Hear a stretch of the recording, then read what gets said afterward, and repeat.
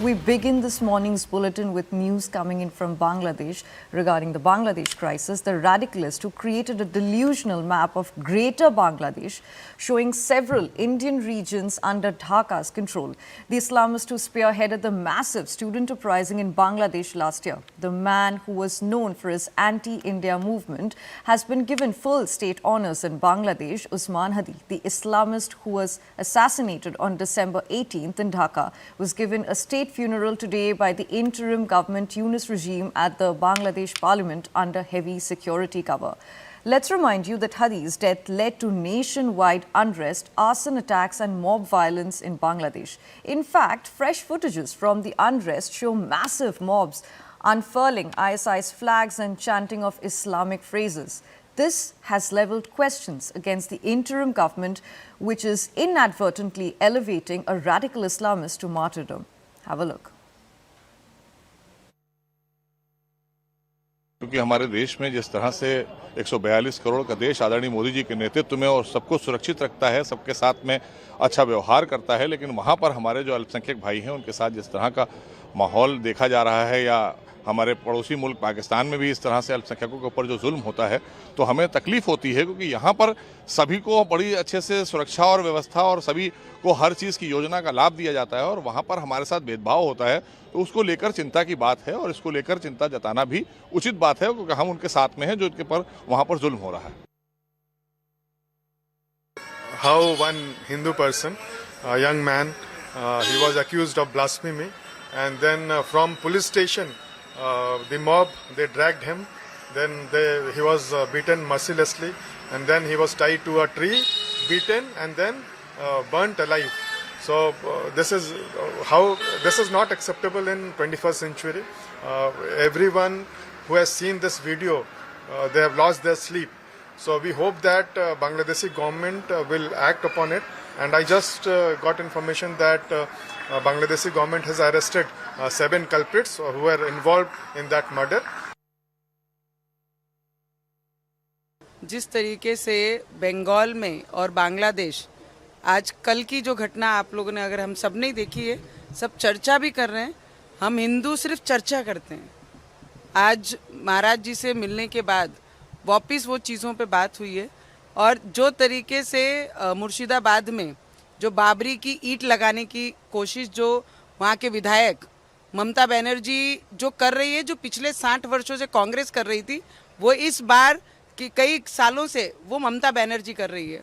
मेरा सरल आह्वान है उनको कि कार सेवक जैसे अयोध्या में गए थे, उन्होंने बाबरी गिराई थी, यहाँ पे अगर ईंट के ऊपर ईंट अगर लगनी शुरू हुई तो यहाँ से भी कार सेवक लेके जाने की जिम्मेदारी, वो जाकर वहाँ पर राम जी की मंदिर बनाएंगे। Shashi Tharoor, who's the chairman of the Parliamentary Standing Committee on External Affairs, spoke to CNN News 18's Zaka Jacob and shared his insights on the unfolding turmoil in Bangladesh, the role of Muhammad Yunus, the so-called radical reset in Dhaka, and what steps India can take in response. Listen in. For 15 years, Hasina was a friend of India in Bangladesh. Now, there is no political party in Bangladesh which is a friend of India, including, may I say, the interim administrator. So how does India deal with this situation? Also, for the government of India, at some point, they need to take a call on how long do you house Hasina as a state guest, because she is a lightning rod for inflaming exactly those anti-India sentiments on the streets of Bangladesh. Well, I mean, on that, I think the government has said that it's her call to take, so how long she wishes to stay here. As you know, the government of Bangladesh has sentenced her to death and then demanded her extradition to face that death sentence. And India has a treaty with Bangladesh, which it is honor bound to respect. At the same time, it has, shall we say, to study the legal implications very carefully. There are obligations, but there are also exceptions and so on, which will have to be studied and understood.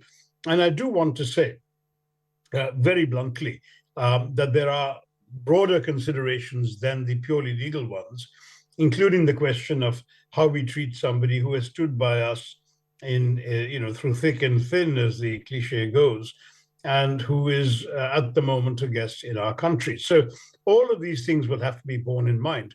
I would be reluctant to press someone like that to leave the country unless she deems that she would be safer somewhere else, and that somewhere else would be a place where this death sentence could not be executed or enforced through a treaty. So all of these issues are, as the American expression goes, above my pay grade. I can only point to the considerations. I don't know what the outcome will be. But on the first question of, who is now a friend of India in terms of the political parties Well, who are there? I think India, don't underestimate India's ability to talk to various elements in the interim government, in civil society, in the media, and in the political process.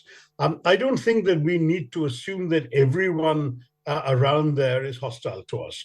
I think we can talk to the Bangladesh National Party. Don't forget that, after all, when they were in power for 5 years, not that long ago, India managed to move a modus vivendi with them. It may not have been as warm and friendly as it was when the Awami League was in power, but it's not that we were in daggers drawn with Bangladesh when the BNP was in power.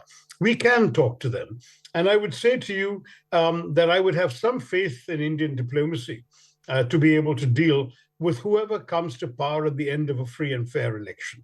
It may be a different story if the election doesn't take place and we have all sorts of this kind of lawlessness and Islamism running Bangladesh. That might be a slightly different story.